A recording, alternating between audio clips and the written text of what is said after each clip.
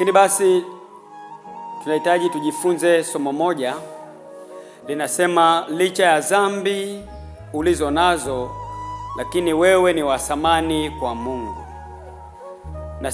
Somo linasema licha ya dhambi ulizo nazo, lakini wewe ni wa thamani kwa Mungu. Wewe ni wa thamani kwa Mungu. Unajua, katika dunia, njia ya mwanadamu mkosefu katika maisha yake anaweza akaona yuko sawa, kumbe sio sawa. Akaendelea kuishi katika dhambi za kujulikana.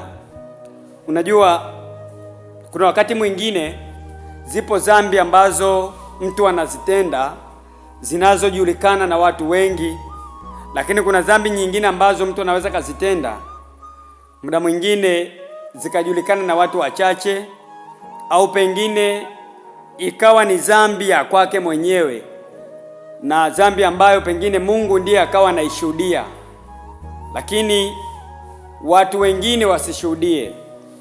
Mfano, mtu anapologa usiku, ile dhambi ni ya mtu anayeloga kwa wakati huo.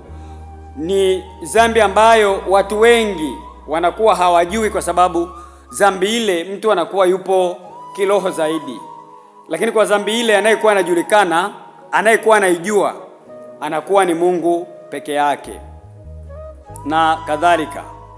Lakini pia kuna dhambi mbalimbali ambazo unakuta mtu anatenda, ambazo unakuta na watu wengi wanajua. Mfano, mtu anakuwa ni mwizi anayejulikana. Dhambi ile kila mtu anajua kwamba fulani ni mwizi anayejulikana. Mfano, mtu ni dhambi ya uaji, mtu kaua. Ni dhambi ambayo muda mwingine walio wengi wanajua kwamba fulani ameua. Mfano, ni dhambi za uzinzi, uasherati, mtu anamtoa mke wa mtu. Ni dhambi ambazo muda mwingine zinajulikana, wamemfumania mtu. Ni dhambi ambazo watu walio wengi wanajua.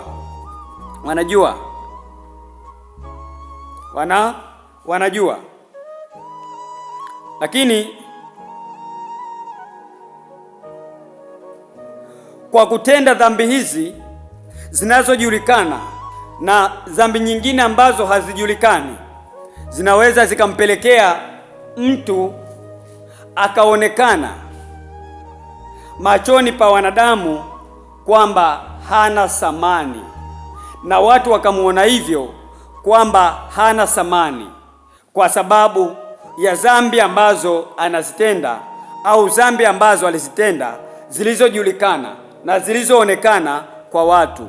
Watu wakajua wazi kwamba huyu mtu hana thamani kwao. Na kuna wakati mwingine wanadamu wakamsoma hivyo na wakajua hata kwa Mungu nako hana thamani. Wakajua kwamba hata kwa Mungu naye hana thamani kwa sababu ya dhambi ambazo alizitenda au dhambi ambazo amezitenda au anazitenda. Haimaanishi wewe ni muumini unayesali kila Dominika. Kutokana na dhambi ulizozitenda, kutokana na dhambi ambazo unazitenda, watu wakaona kwamba pamoja na kwenda kwako kanisani kwa mara, bado wewe hauna thamani. Watu wakajaji na watu wakatambua hivyo. Lakini pia watu wakajua kwamba pamoja na kwenda kwako kanisani, hata kwa Mungu wewe hauna thamani. Hali kadhalika, hata kama ni mwimbaji, kutokana na dhambi ambazo ulizitenda na dhambi ambazo unazitenda, watu wakajua kwamba wewe hauna thamani. Hata kwa Mungu wakajua bado hauna thamani. Hali kadhalika, hata kama ukiwa ni mtumishi wa Mungu, katekista, sijui nani, kutokana na dhambi ambazo ulizitenda au unazitenda, bado watu wakajua hauna thamani. Hata kwa Mungu wakajua hauna thamani. Hauna thamani. Hayo ni mawazo ambayo wanadamu tunakuwa nayo, ambayo tunajajiana, ambayo tunafikiriwa, ambayo unafikiriwa kutokana na udhaifu unaouonyesha, licha ya kwamba unaendelea kumsogelea Mungu, lakini watu wakaendelea kukuona kwamba wewe hauna thamani kutokana na dhambi ambazo wewe ulizitenda na dhambi ambazo ulizifanya, zikakushusha hadhi na bado zikakuwekea dosari, zikapelekea watu waendelee kukuchukulia kwamba wewe ni dhaifu. Kumbe hata pale ambapo bado utaonyesha mabadiliko, utaonyesha sura mpya, maboresho mapya, kutoka katika hali ya dhambi ukaingia katika hali ya utakatifu, hali ya kumtafuta Mungu, bado wanadamu wataendelea kukusoma kupitia nyakati zile ambazo wewe ulikuwa, bado watazielekeza kwa wakati huo, kwa sababu mapatano yako wewe na Mungu kwa wakati huo wao hawayajui. Bado wataendelea kukuona wazi kwamba wewe hauna thamani machoni pa Mungu na machoni pa wanadamu. Lakini nataka nikuondoe shaka, wewe mwanadamu unayeishi chini ya jua, usijisikie mnyonge kwa sababu unaambiwa wewe hauna thamani au watu wanakutazama vibaya kutokana na kile ambacho ulikitenda, kutokana na yale ambayo unayatenda. Usije ukajisikia vibaya, usije ukajiona mpweke, na usije ukajiona mnyonge kwa sababu watu wanasema, kwa sababu watu walikuona uliishi katika mazingira gani kwa kipindi gani, bado wakakuchukulia kwamba wewe ni dhaifu. Wewe ni dhaifu. Usijione mnyonge.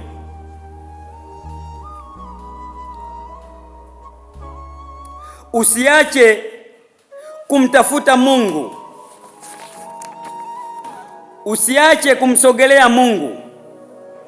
Tambua hata hao ambao wanakushusha hadhi, wanaokutazama leo kwamba huna thamani, tambua na wao ni binadamu ambao na wao hawajakamilika. Unajua kwa nini tunasema usiache kumtafuta Mungu? Kwa sababu watu wanakutazama vibaya, watu wanachukua makando kando ya dhamani, bado wanaendelea kuyaishi na kukuona kwamba wewe hauna thamani. Usije ukavunjika moyo kwa sababu ya watu kama hao, kwa sababu na wao sio wakamilifu mbele za Mungu. Biblia inasema hakuna aliye mkamilifu chini ya jua. Ukisoma katika kitabu cha Marko sura ya 10 mstari wa 17 hadi 18, mtu mmoja alimuuliza Yesu akasema, Yesu mwema, nifanye nini nipate kuulisi ufalme wa mbinguni? Katika Marko 10 mstari wa 17 hadi 18. Na nukuu maandiko yanasema, mtu mmoja alimwambia Yesu akasema, mwalimu mwema, nifanye nini nipate kuulisi uzima wa milele? Mwema. Yesu akasema, hakuna aliye mwema chini ya jua, aliye mkamilifu ni Mungu peke yake, aliyeziumba mbingu na nini na nchi. Kumbe ukija katika jiografia ya kawaida, kwa mujibu wa somo hili, hakuna mwanadamu aliyekamilika 100%. Kumbe kila mwanadamu ana makando kando, ana kasoro zake, ana dhambi zake.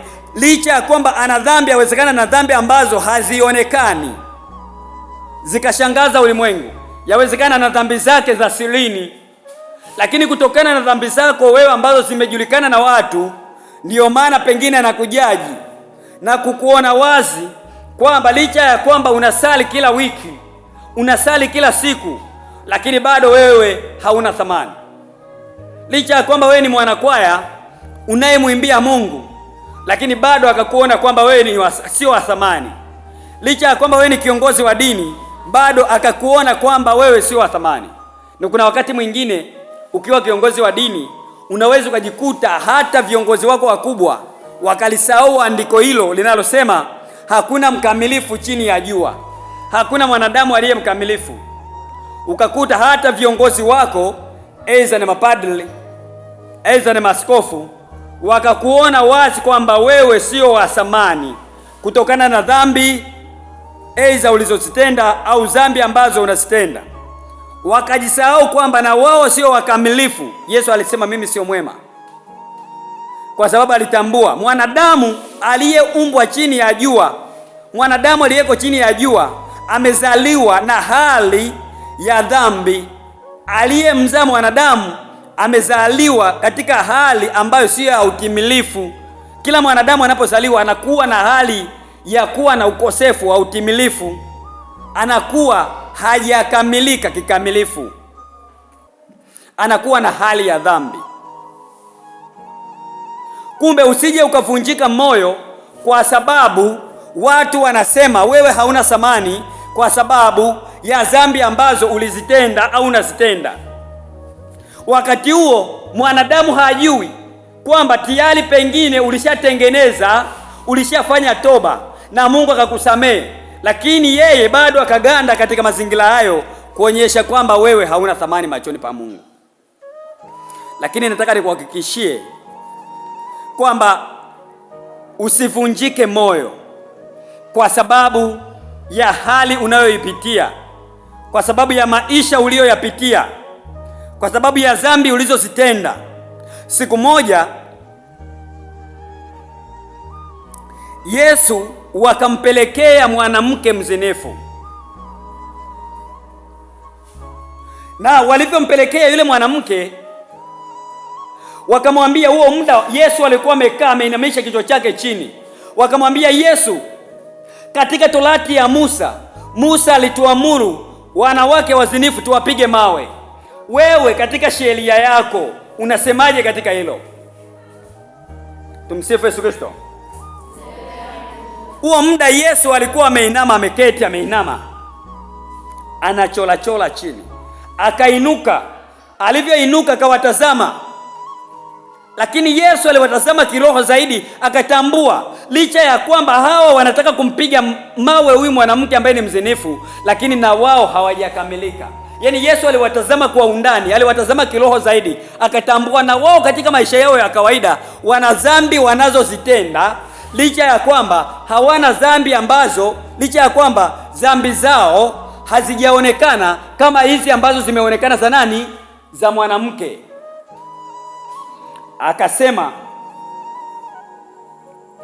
aliye kati yenu ambaye hajawahi kutenda dhambi kama aliyoitenda mwanamke huyu awe wa kwanza kumpiga mawe. Akiwa na maana kwamba hata kama hawajafanya dhambi ya uzinifu, lakini zipo dhambi nyingine ambazo wamezitenda. Dhambi ni dhambi ambazo wamefanyaje? Wamezitenda. Kumbe Yesu akiwa anatambua kiroho zaidi kwamba wao wana dhambi ambazo na wao wamezitenda, akasema, na ninyi kama hamjawahi kutenda dhambi kama hizi ambazo mwanamke huyu au dhambi nyingine, muwe wa kwanza kumpiga nini? Mawe. Alafu akageuka akainama chini. Wale washitaki wa yule mwanamke walianza kujioji wao wenyewe, kila mtu akapata majibu kwamba mimi nina makosa kwa nafasi fulani, mimi nina dhambi kwa nafasi fulani. Mbona mimi niliiba juzi? Mbona mimi niliwanga juzi? Japokuwa sikukamatwa kwenye wizi, japokuwa sikukamatwa kwenye uangaji, japokuwa sikukamatwa kwenye uzinzi, lakini mbona na mimi nina dhambi kama hii? Walipata aibu na mwisho wa siku wakamwacha yule mwanamke wakakimbia. Huo muda Yesu amefanyaje? Ameinama. Lakini Yesu alitambua kwa vyovyote amefanyaje? Wamekimbia.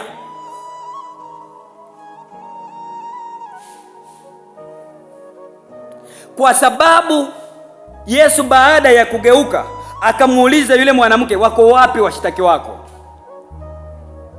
Akasema amefanyaje? Wamekimbia. Wamefanyaje? Wamekimbia. Yesu akasema, ondoka, usirudie tena kutenda dhambi.